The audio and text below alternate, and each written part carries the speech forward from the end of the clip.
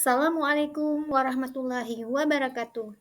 Salam dan bahagia Bapak Ibu Guru Penggerak.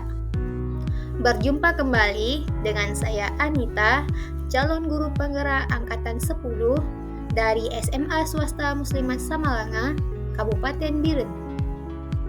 Pada video ini, koneksi antar materi modul 2.1 pembelajaran berdiferensiasi. Apa itu pembelajaran berdiferensiasi? Yaitu usaha guru dalam menyelesaikan proses pembelajaran di kelas untuk memenuhi kebutuhan belajar murid. Artinya, manfaat pembelajaran berdiferensiasi yang pertama adalah untuk mendukung pertumbuhan dan perkembangan yang merata bagi semua siswa. Maksudnya apa ya? Pada dasarnya, setiap siswa memiliki keunikan. Keunikan itulah yang membuatnya beragam sehingga antara siswa yang satu dan yang lainnya tidak sama.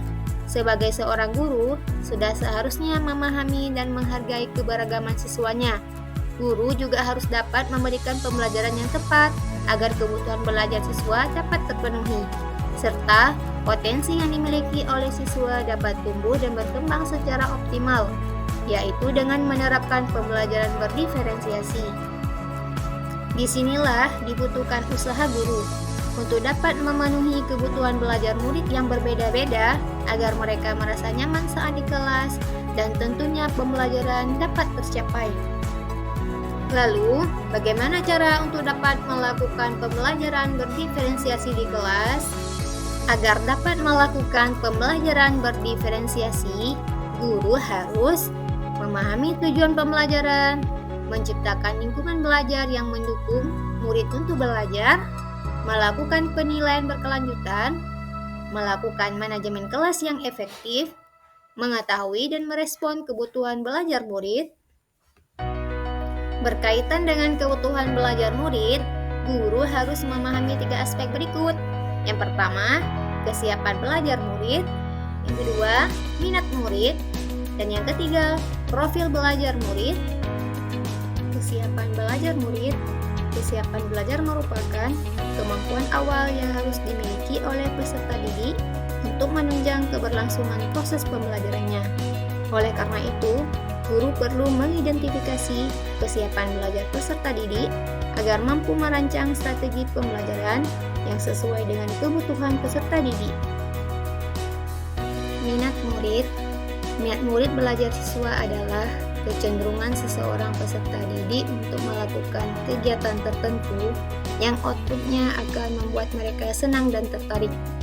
Minat belajar siswa dapat berbeda-beda tergantung dari banyak faktor seperti kepribadian, lingkungan, dan materi yang diajarkan. Siswa yang memiliki minat belajar yang tinggi cenderung lebih termotivasi untuk belajar dan mencapai prestasi yang lebih baik daripada siswa yang minat belajarnya rendah. Pendidik harus mengenali minat belajar siswa untuk dapat menyediakan kurikulum yang tepat sesuai dengan minat siswa. Dengan mengoptimalkan minat belajar siswa, pendidik dapat meningkatkan hasil belajar siswa.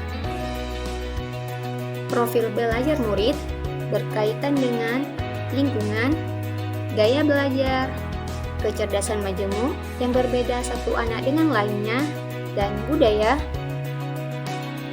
Kebutuhan belajar murid dapat diidentifikasi berdasarkan cara berikut ini. Yang pertama, mengamati perilaku murid. Yang kedua, mengidentifikasi pengetahuan awal. Dan yang ketiga, mereview dan melakukan refleksi terhadap praktik pengajaran. Yang keempat, membaca rapor murid di kelas sebelumnya. Kelima, berbicara dengan murid sebelumnya. Dan yang keenam, menggunakan berbagai penilaian formatif dan diagnostik. Strategi untuk mendiferensiasikan pembelajaran bisa dilakukan dengan 3 cara. Yang pertama, diferensiasi konten. Kedua, diferensiasi proses. Ketiga, diferensiasi produk. Diferensiasi konten adalah suatu pendekatan dalam pendidikan yang dirancang untuk memenuhi kebutuhan belajar yang beragam dari siswa. Tujuan utama dari pendekatan ini adalah untuk memastikan bahwa semua siswa memiliki akses ke materi pembelajaran yang sesuai dengan tingkat kemampuan, minat, dan gaya belajar mereka. Berikut beberapa poin penting terkait dengan pembelajaran berdiferensiasi konten, pengenalan kebutuhan, materi, evaluasi formatif, dan konsep atau keterampilan. Diferensiasi proses, kegiatan yang memungkinkan murid berlatih dan memahami atau memaknai konten dengan cara membedakan proses yang harus dijalani oleh murid. Diferensiasi produk, bukti yang menunjukkan apa yang murid telah pahami dengan cara membedakan atau memodifikasi produk sebagai hasil belajar murid, hasil latihan, penerapan, dan pengembangan apa yang telah dipelajari. Adakah keterkaitan antara modul pembelajaran berdiferensiasi dengan modul yang lain? Keterkaitan modul 1.1 dengan modul 2.1 untuk dapat melakukan, maka guru harus berusaha memenuhi kebutuhan belajar murid sesuai dengan kodrat alam dan kodrat zaman berdasarkan filosofi Ki Hajar Dewantara. Modul 1.2 dengan modul 2.1 kaitannya dalam melakukan pembelajaran berdiferensiasi, seorang guru penggerak harus berpihak pada murid, reflektif, mandiri, kolaboratif, dan inovatif untuk menciptakan pembelajaran berdiferensiasi agar dapat memenuhi kebutuhan murid. Dengan demikian, seorang guru penggerak dapat mewujudkan kepemimpinan murid dengan menuntun murid merdeka belajar. Hal ini sesuai dengan nilai dan peran guru penggerak.